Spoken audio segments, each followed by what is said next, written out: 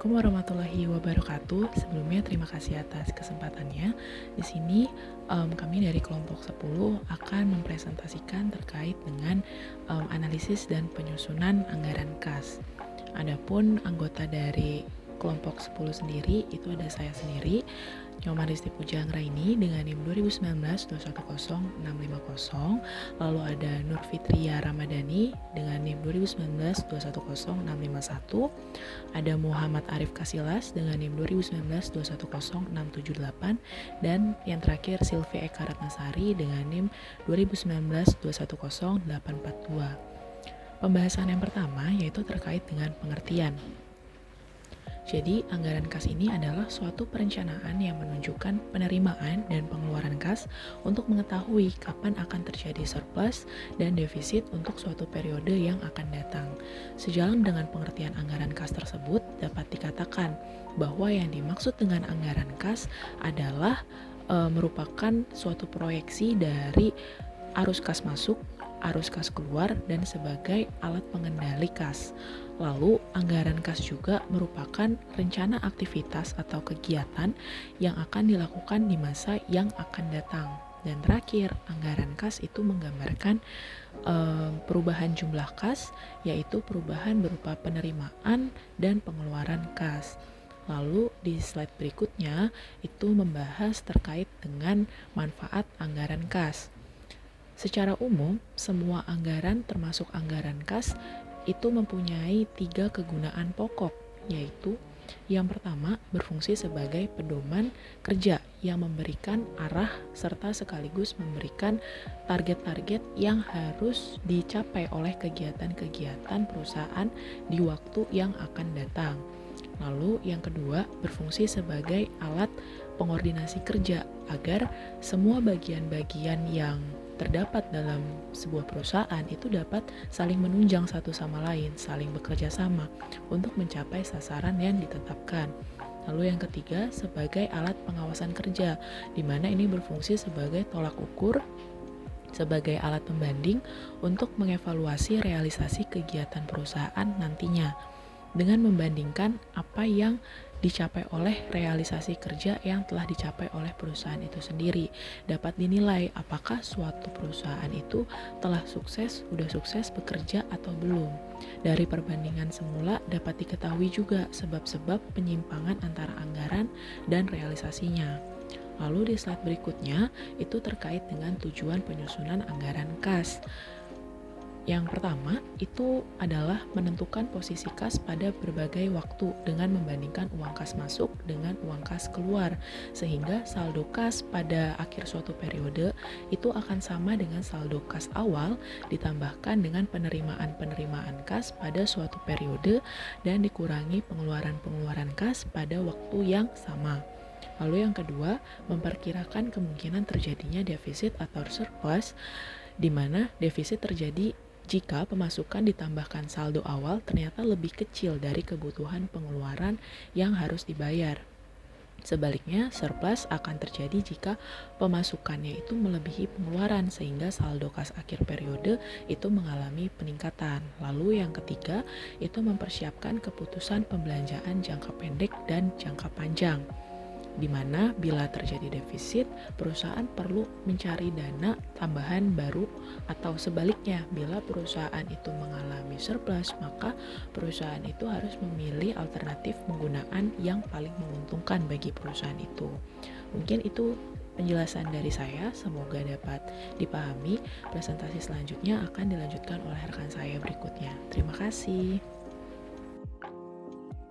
Assalamualaikum warahmatullahi wabarakatuh. Terima kasih atas kesempatannya. Perkenalkan, saya Fitria Ramadhani dengan NIM 2019-210651. Di sini saya akan melanjutkan presentasi dari rekan saya, yaitu tentang tujuan anggaran kas.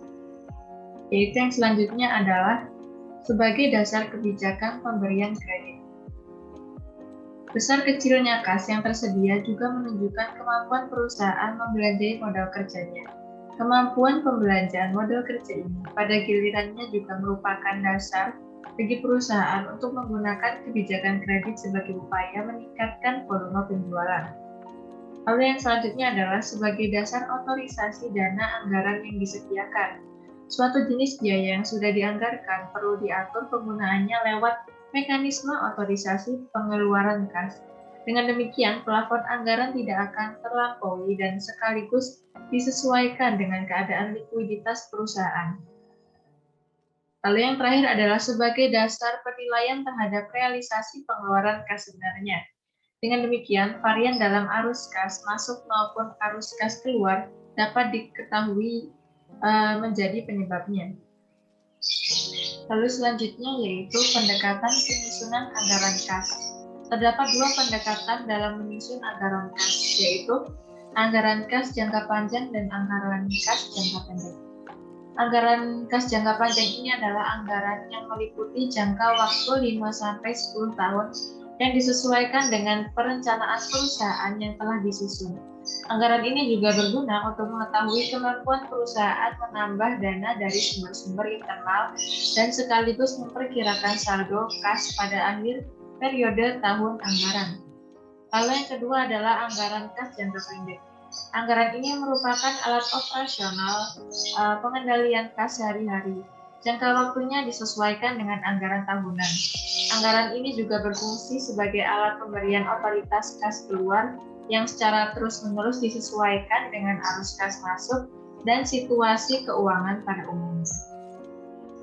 Lalu, selanjutnya adalah faktor yang mempengaruhi penyusunan anggaran kas. Agar penyusunan anggaran kas suatu perusahaan itu bisa berjalan dengan baik, maka perlu diperhatikan faktor-faktor yang mempengaruhi penyusunan anggaran kas tersebut. Faktor-faktor ini bisa berasal dari dalam maupun dari luar perusahaan. Faktor-faktor yang mempengaruhi penyusunan anggaran kas yaitu yang pertama adalah faktor yang mempengaruhi permintaan kas, lalu yang kedua adalah faktor yang mempengaruhi pengeluaran kas. Untuk yang pertama yaitu faktor yang mempengaruhi penerimaan kas.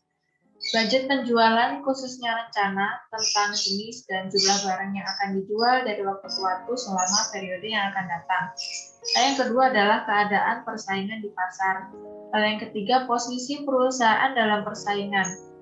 Yang keempat adalah syarat-syarat pembayaran atau term of payment yang ditawarkan oleh perusahaan. Lalu yang kelima adalah kebijakan perusahaan dalam penagihan piutang. Lalu yang keenam, budget perubahan aset tetap, khususnya rencana tentang penjualan aset tetap yang ada. Lalu yang terakhir adalah rencana perusahaan tentang penerimaan kas dari sumber lain atau non-operating, seperti penghasilan bunga, sewa, pinjaman bank, dan lainnya. Untuk yang kedua yaitu faktor-faktor yang mempengaruhi pengeluaran kas, yaitu yang pertama adalah budget pembelian bahan mentah, khususnya rencana tentang jenis atau kualitas dan jumlah atau kuantitas bahan mentah yang akan dibeli dari waktu ke waktu selama periode yang akan datang. Lalu yang kedua adalah keadaan persaingan para supplier bahan mentah di pasar persaingan yang lebih keras dan akan memperkecil pengeluaran kas. Lalu yang ketiga adalah posisi perusahaan terhadap pihak supplier bahan mentah. Bila mana posisi perusahaan cukup kuat, maka perusahaan lebih dapat memaksakan pembelian secara kredit sehingga akan memperkecil pengeluaran kas. Lalu yang keempat adalah syarat pemberian Lalu yang keempat adalah syarat pembayaran atau term of payment yang ditawarkan oleh supplier bahan mentah. Lalu yang kelima adalah budget upah tenaga kerja langsung. Semakin besar upah tenaga kerja langsung yang akan dibayar, akan semakin besar pula pengeluaran kas yang akan dilakukan. Lalu yang keenam adalah budget biaya pabrik tidak langsung. Semakin besar biaya pabrik tidak langsung yang harus dibayar, akan semakin besar pula pengeluaran kas yang akan dilakukan. Lalu selanjutnya adalah budget biaya administrasi. Semakin besar biaya administrasi yang harus dibayar, maka akan semakin besar pula pengeluaran kas yang akan dilakukan. Lalu budget perusahaan aset tetap, khususnya rencana tentang penambahan aktiva tetap. Penambahan aktiva tetap memperbesar pengeluaran kas. Lalu yang terakhir adalah rencana perusahaan tentang pengeluaran kas untuk keperluan lain-lain atau non-operating, seperti misalnya untuk biaya bunga, biaya sewa, dan sebagainya. Assalamualaikum warahmatullahi wabarakatuh. Terima kasih atas kesempatannya. Perkenalkan, nama saya Muhammad Arif dengan NIM 678. Di sini saya akan melanjutkan presentasi dari rekan saya. Saya akan menjelaskan tentang tahap penyusunan anggaran kas. Yang pertama, menyusun estimasi penerimaan dan pengeluaran menurut rencana operasional perusahaan. Nah, di tahap ini tuh diketahui adanya defisit atau surplus karena rencana operasi perusahaan. Transaksi ini itu merupakan transaksi operasi atau operation transactions. Kemudian yang kedua, menyusun perkiraan atau estimasi kebutuhan dana atau kredit dari bank atau sumber-sumber dana lainnya yang diperlukan untuk menutup defisit kas karena rencana operasinya perusahaan. Selain itu, estimasi pembayaran bunga kredit tersebut juga disusun berdasarkan waktu pembayaran kembalinya. Nah, yang ketiga, menyusun kembali estimasi keseluruhan penerimaan dan pengeluaran setelah adanya transaksi finansial dan anggaran kas yang final. Ini merupakan gabungan dari transaksi operasional dan transaksi finansial yang menggambarkan estimasi penerimaan dan pengeluaran kas secara keseluruhan. Next, saya akan menjelaskan metode penyusunan anggaran kas. Yang pertama, metode penerimaan dan pembayaran. Nah, dengan metode ini tuh anggaran kas disusun berdasarkan kolom. Bagian pertamanya itu tanda terima dan yang kedua itu pembayaran.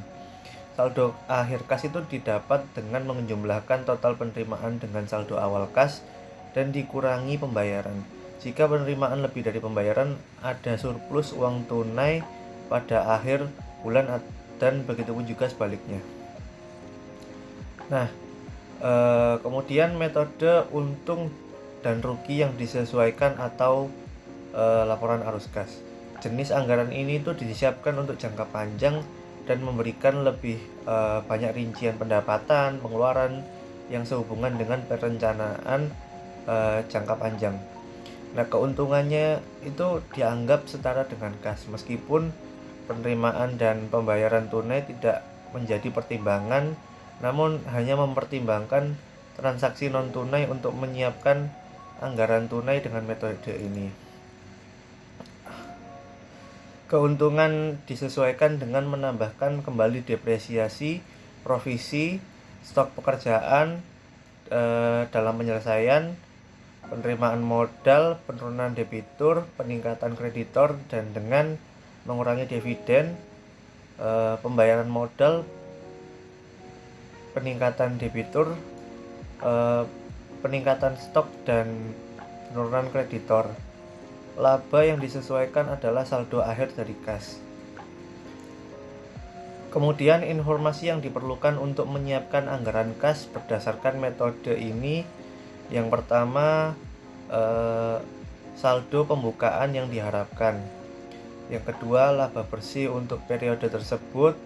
Yang ketiga, perubahan aset lancar dan kewajiban lancar. Yang keempat, penerimaan modal dan pengeluaran modal. Yang kelima, pembayaran dividen. Nah, yang terakhir, metode neraca. Metode ini tuh sangat mirip dengan metode untung rugi yang disesuaikan tadi. Namun metode ini tuh semua item neraca dicatat pada sisi masing-masing kecuali kas, kemudian neraca seimbang. Jika sisi kewajiban lebih berat dari sisi aset, angka perimbangannya itu kas di bank. Demikian juga jika sisi aset lebih berat dari sisi kewajiban, maka perimbangannya itu adalah overdraft yang merupakan perpanjangan kredit dari bank yang diberikan ketika saldo dalam rekening mencapai 0. Terima kasih. Sekian dari saya, selanjutnya akan dilanjutkan oleh rekan saya. Assalamualaikum warahmatullahi wabarakatuh. Terima kasih atas kesempatannya. Perkenalkan, nama saya Sylvia Karanasari dengan NIM 842. Di sini saya akan menjelaskan yaitu format anggaran kas. Nah, dalam penyusunan anggaran kas terdapat suatu format yang dinilai baik dan sistematis. Nah, format tersebut membagi arus kas ke dalam 3 kelompok, yaitu Yang pertama, aktivitas operasi.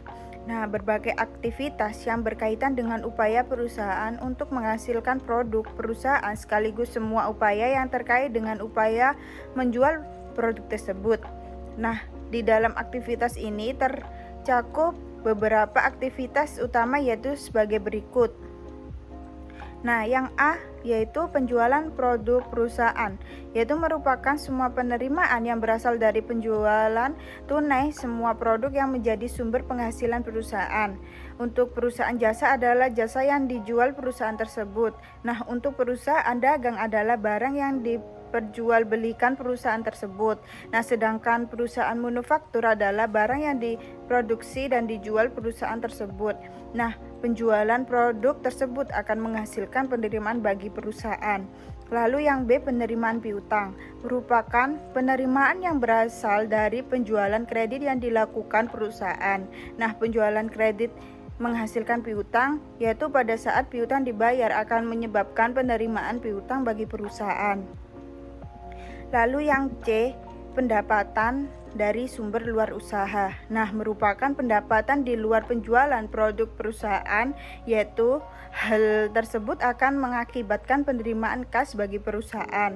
Lalu yang D, pembelian bahan baku atau barang dagangan, yaitu merupakan aktivitas pembelian bahan utama dari suatu produk yang dihasilkan perusahaan manufaktur. Nah, sedangkan pembelian barang dagang adalah barang yang dibeli perusahaan dagang untuk dijual lagi. Nah, pembelian bahan baku atau barang dagang secara tunai adalah aktivitas pengeluaran. Lalu yang E, pembayaran biaya tenaga kerja, yaitu merupakan semua pembayaran upah orang yang terlibat secara langsung dalam proses produksi. Nah, pembayaran upah tenaga kerja merupakan aktivitas pengeluaran kas bagi perusahaan.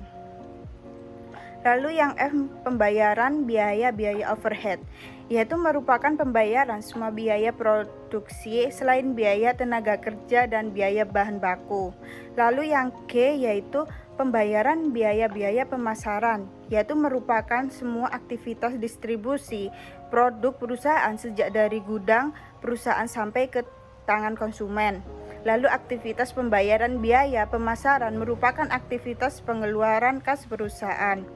Lalu yang H, pembayaran biaya-biaya administrasi dan umum, yaitu merupakan semua pembayaran aktivitas operasi kantor dan umum. Nah, pembayaran semua biaya administrasi dan umum merupakan aktivitas pengeluaran kas perusahaan. Lalu yang kedua yaitu aktivitas investasi. Nah, merupakan berbagai aktivitas terkait dengan pembelian dan penjualan harta perusahaan yang dapat menjadi sumber pendapatan perusahaan. Nah, misalnya pembelian dan penjualan gedung, tanah, kendaraan, dan saham perusahaan lain. Lalu yang terakhir yaitu yang ketiga aktivitas pembiayaan. Nah, merupakan semua aktivitas yang berkaitan dengan upaya untuk mendukung operasi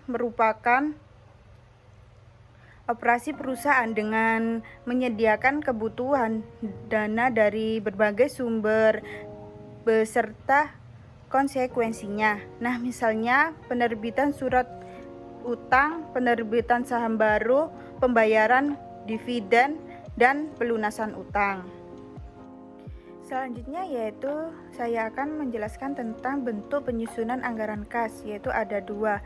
Nah, yang pertama yaitu anggaran kas bentuk tunggal, yaitu anggaran yang disusun dengan cara mengelompokkan satu kelompok kas masuk dan satu kelompok kas keluar. Nah, yang kedua yaitu anggaran kas bentuk campuran, yaitu anggaran yang disusun dengan cara tiap kegiatan kas masuk dikurangkan dengan kas keluar, sehingga dapat diketahui kas masuk bersih atau kas keluar bersih dari masing-masing kegiatan. Selanjutnya yaitu langkah penyusunan anggaran kas. Nah, langkah-langkah dalam penyusunan anggaran kas yaitu sebagai berikut. Yang pertama yaitu menyusun anggaran penagihan piutang. Lalu yang kedua menyusun anggaran penerimaan kas yang biasanya terdiri dari pos penerimaan tunai, penagihan piutang, dan penerimaan lain-lain. Lalu yang ketiga yaitu menyusun anggaran pengeluaran kas, di mana anggaran pengeluaran kas ini umumnya mencakup pos-pos pembelian mesin, pembelian gedung, pembelian lain-lain, anggaran untuk biaya-biaya, dan pengeluaran lain-lain. Lalu yang keempat yaitu menyusun anggaran kas yang sifatnya sementara, yaitu artinya biasanya terdapat saldo akhir yang minus atau negatif. Nah, maka perusahaan memerlukan pinjaman dari pihak luar dan sebagai konsekuensinya diperlukan pembayaran berupa bunga dan angsuran pokoknya. Nah, yang perlu menjadi perhatian ini di sini adalah bahwa pinjaman tersebut harus memperhitungkan pembayaran bunga dan angsuran pokok. Lalu yang kelima yaitu memperkirakan pembayaran bunga atau apabila perusahaan melakukan pinjaman untuk menutupi defisit yang terjadi. Nah, untuk itu diperlukan suatu skema pembayaran bunga yang lengkap. Nah, yang terakhir, yang keenam yaitu menyusun anggaran kas akhir. Sekian presentasi dari kelompok kami, kurang lebihnya mohon maaf. Wassalamualaikum warahmatullahi wabarakatuh.